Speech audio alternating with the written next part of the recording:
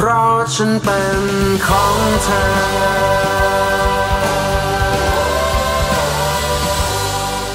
Halo, ketemu lagi di channel Jurnal Nonton.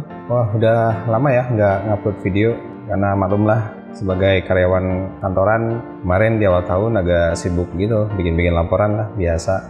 Dan kali ini di sela-sela waktu gue mau coba bikin video lagi. Dan kali ini berhubung ini bulan Februari yang kata orang adalah bulannya cinta, maka gue akan nge-review film romance. Dan kali ini pilihan gue jatuh pada film Thailand tahun 2016 yang berjudul One Day.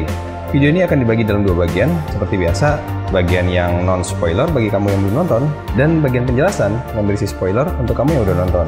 So, without further ado, let's go to the video. Sinopsis film ini adalah sebagai berikut. Ada seorang laki bernama Den Chai yang merupakan seorang karyawan yang penampilannya cupu. Dia suka dengan teman kantornya yang bernama Nui. Tapi sayangnya, dia hanya berani sebatas menjadi secret admirer. Dalam sebuah kesempatan liburan yang digelar oleh perusahaan, mereka berwisata ke Jepang Hokkaido. Di sana, Den Chai mendapatkan sebuah situasi yang cukup aneh tapi menguntungkan baginya. Nui mengalami kecelakaan dan mengakibatkan ingatannya hilang sesaat. Lebih tepatnya, hanya selama 1 hari aja. Den Chai memanfaatkan keamnesiaan Nui ini untuk mengaku sebagai pacarnya. Lantas, gimana respon Nui? Terus, setelah lewat 1 hari, apa yang akan terjadi pada hubungan mereka berdua? Nah, sinopsis yang cukup unik bukan? Meskipun sekilas akan terkesan seperti film-film drama romance yang kebanyakan isinya kita cuma liatin aktornya pada jalan-jalan ke luar negeri, tapi setidaknya film ini menyisipkan unsur aneh di dalamnya. Sesuai tagline filmnya yaitu, dicintai cuma sehari, cukup. Would being in love for one day be enough? Keunikan tersebut bukanlah satu-satunya faktor kenapa film ini sangat gue rekomendasiin. Seluruh aspeknya, mulai dari skenario, penempatan kata-katanya, screenplay-nya, acting-nya, backsound-nya, dan set propertinya pun itu pas banget. Beberapa di antaranya bahkan dengan cerdas disusun sebagai callback dan counter naratif untuk scene lainnya. Romance-nya juga dapat banget, membuat film ini bagi gue sangat layak sebagai one of the best romance movie ever. Kecerdasan film ini dimulai dari penciptaan kedua karakter utama secara detail yang mendukung plot cerita. Mulai dari penampilan, sifat yang terbentuk akibat lingkungan sekitar, dan gimana mereka bersikap di lapangan. Den Chai yang cupu dan dikucilkan membuatnya menjadi orang yang selalu pesimistis dan skeptikal. Sedangkan Nui yang selalu bersemangat menjadikannya orang yang optimis dan yakin akan sesuatu, sekalipun belum tahu kapan itu terwujud. Selain itu, ada banyak hal kecil yang mungkin nggak kenotis sama orang. Tapi bagi gue, hal-hal kecil itu yang membuat filmnya jadi spesial. Filmnya mampu menyinggung kondisi real yang memang ada di sekitar kita, dan disandingkan dengan alasan-alasan yang rasional. Gimana Nui bersikap terhadap Den Chai sebelum dan sesudah kejadian. Terus, gimana orang-orang yang nggak mau berteman dengan orang cupu. Dan akan selalu ada orang yang kayak Den Chai nih, yang pemalu dan nggak berani kalau berurusan dengan cinta. Begitu pula orang kayak Nui, ada kok orang yang cintanya buta dan melumpuhkan logikanya sendiri. Nah, untuk bagian spoiler ini, lebih enak membahasnya dengan cara nge-breakdown scene mana aja yang membuat film ini bagus. Jaket yang dipakai Nui berwarna jingga kecoklatan gitu, sama dengan action figure yang dia koleksi. Dan koleksi rahasia yang terakhir yang mereka dapatkan itu berbentuk action figure yang bahagia sedang memeluk boneka salju yang berkacamata. Ini sebagai simbol bahwa Nui berakhir bahagia bersama tokoh yang berkacamata. Yang tak lain tak bukan dalam film ini adalah Den Chai. Saat malam hari di mana Nui dan Den Chai jalan-jalan di festival salju Sapporo, ada line Nui berikut ini. Saat kau bilang kau adalah pacarku, aku mikir apakah aku ini mabuk atau hamil? Yang tafsirnya adalah, kok bisa-bisanya ya punya pacar kayak kamu yang enggak banget ini? Pasti aku lagi mabuk ya? Ini dibuat counter scriptnya saat Nui baru aja menyadari kalau dia adalah wanita simpanan Top, yaitu kira-kira lainnya berarti seperti ini. Jadi aku tuh tahu kalau Top tuh punya istri dan anak, tapi aku tuh tetap aja mau jadi pacarnya dan setia bertahun-tahun.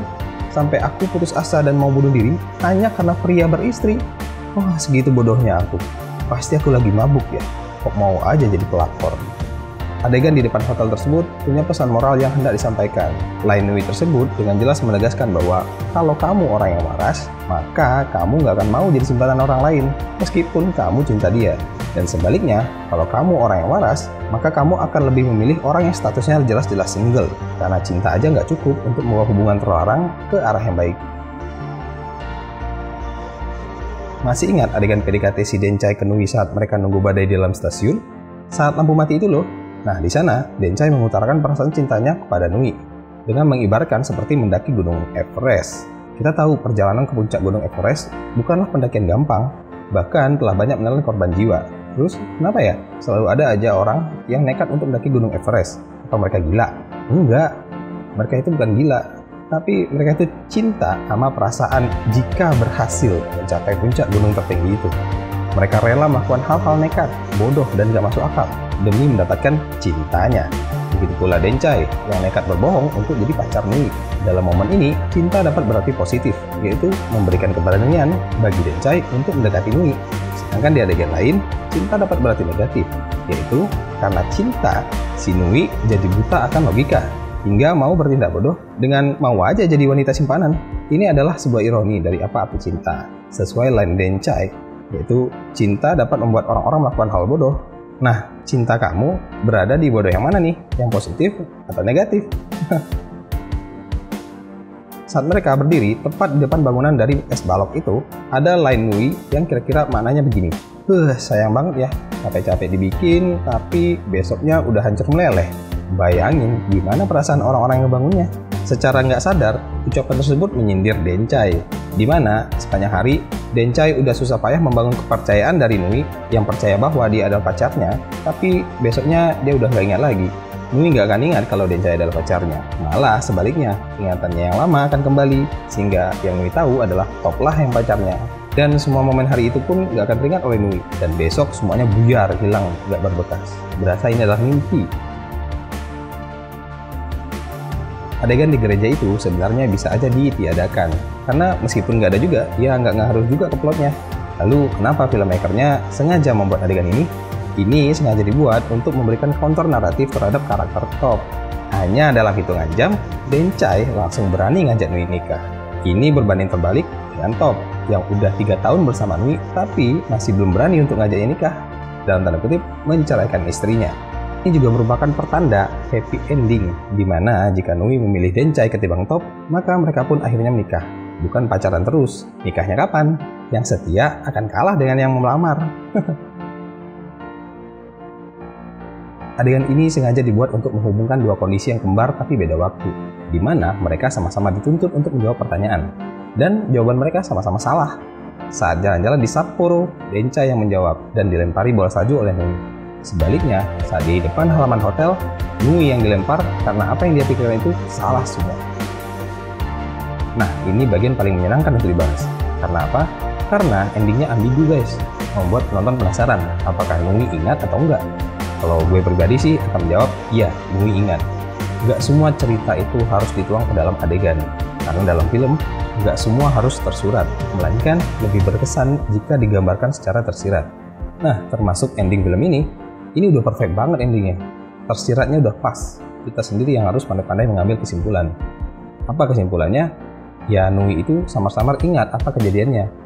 Dimulai dengan dia lihat peta Sapporo Festival yang udah terstempel semua lokasinya, terus ditambah lagi dengan action figure yang terakhir yang dia dapat itu, terus dikoneksikan dengan dia melihat video vlognya itu, maka dia makin yakin kalau one day itu tuh nyata. Dan dari suara serta jaket yang ada di video tadi, dia juga tahu bahwa dia bersama siapa dan berani untuk nolak Top. Kalau dia nggak ingat kejadian one day itu, ya tentu dia akan bersikap normal dengan Top. Tapi ini kan enggak, dia bersikap cuek terhadap Top dan malah ninggalin dia. Itu berarti dia udah ingat kan? Dia baru aja terbuka matanya bahwa dari senyumnya di video tadi, dia bisa lihat dia itu sangat bahagia kok, nggak harus sama Top. Selain itu, ternyata ada alternate endingnya loh. Kalian bisa lihat di sini. Dalam video tersebut ada beberapa adegan yang memberikan kita kesimpulan. 1.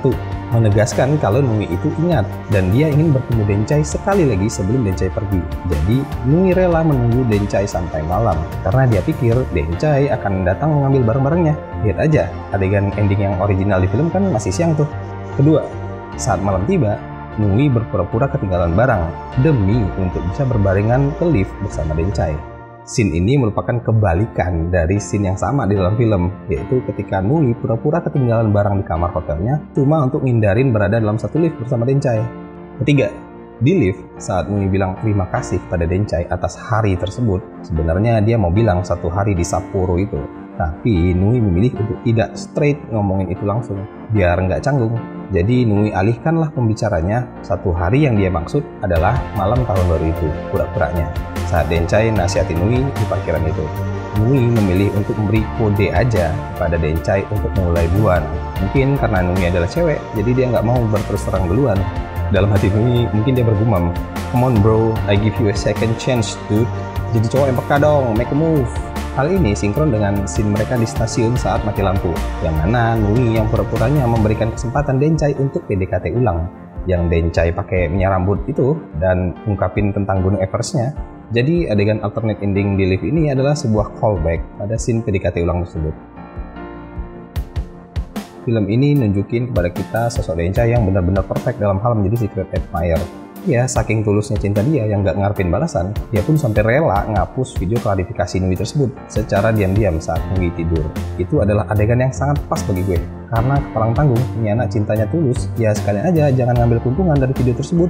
Jangan sampai imannya rusak dan mau menggunakan video tersebut untuk dapetin cinta Nui. Jadi ya biar lebih pas ya dimulai dari nol lagi. Bahkan dimulai dari minus, karena dia sampai memilih resign dari kantor demi stay anonymous. Oke, sekian dulu bahasan dari film ini. Semoga kalian suka. That's all review kali ini. Sampai jumpa di review selanjutnya. Bye-bye.